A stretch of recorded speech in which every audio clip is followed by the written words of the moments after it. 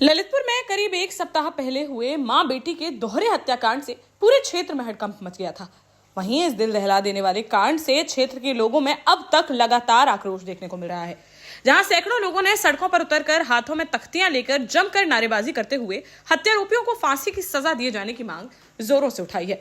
मां बेटी हत्यारों को फांसी दो, फांसी दो। मां बेटी हत्यारों को फांसी दो, फांसी दो, फांसी दो, फांसी दो। जैसा कि आपको मालूम होगा कि बीते सोमवार की तड़के सुबह ललितपुर जिले के कोतवाली सदर क्षेत्र के चांदवारी स्थित रेलवे कॉलोनी में उस वक्त हड़कंप मच गया था जब वहां रहने वाले नीरज कुशवाहा ने पुलिस को सूचना दी कि देर रात 6 बदमाश छत के रास्ते उसके घर में घुसे और उसकी 24 वर्षीय पत्नी मनीषा व 1 साल की बेटी निपेक्षा की हत्या कर दी। साथ ही उसे बंधक बनाकर उसके साथ जमकर मारपीट की गई। पुलिस को प्रथम दृष्टया ही यह मामला संदिग्ध नजर आ रहा था, जिसको लेकर फोरेंसिक टीम द्वारा घटनास्थल की बारीकी से जांच की गई। साथ ही आसपास लगे सारे सीसीटीवी फुटेज को खंगाला गया तो उससे साफ हो गया था कि बीते 12 घंटों से घर में कोई भी शख्स दाखिल नहीं हुआ था। वहीं पुलिस पूछताछ में पति नीरज भी बार बार अपने बयान बदल रहा था, जिस पर उसकी भूमिका ही संदिग्ध नजर आई।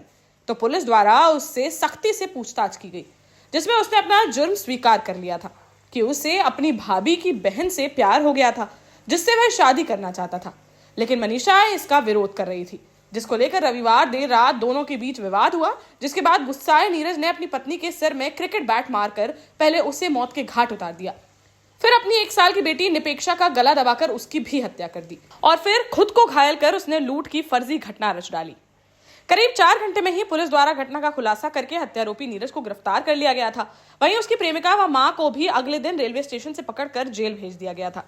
वहीं क्षेत्र के लोगों में इस बड़े दोहरे हत्याकांड को लेकर अब भी लगातार आक्रोश देखने को मिल रहा है, जहां सैकड़ों लोगों ने सड़कों पर उतरकर पद यात्रा निकाली, जिसमें हाथों में तख्तियां लेकर उन्होंने मनीषा व निपेक्षा के हत्यारों को फांसी दिए जाने की मांग जोरों से उठाई और कहा कि मां बेटी की निर्मम हत्या करने वाले हत्यारोपियों को किसी भी हालत में बख्शा नहीं जाना चाहिए।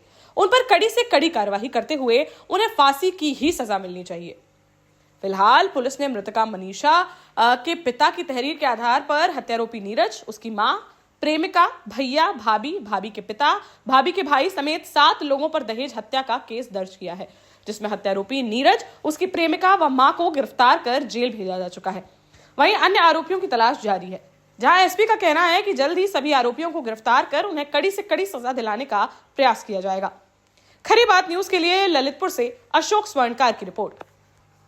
देश का जाना माना सैनफिन ग्रुप आपके लिए फिर लाया है झांसी में वास्तु के हिसाब से फ्लोर प्लान सहित एक शानदार टाउनशिप, जिसमें सुरक्षा की दृष्टि से सीसीटीवी, एक ही ग्रैंड गेट से एंट्री और एग्जिट, चौड़ी सड़कें, parking, car wash area, senior citizen and international fountain parks, swimming pool, gym, badminton, tennis आदि courts, school, hospital, shopping mart आदि कई सुविधाएं। इसीलिए तो हम झांसी में लोगों की पहली पसंद।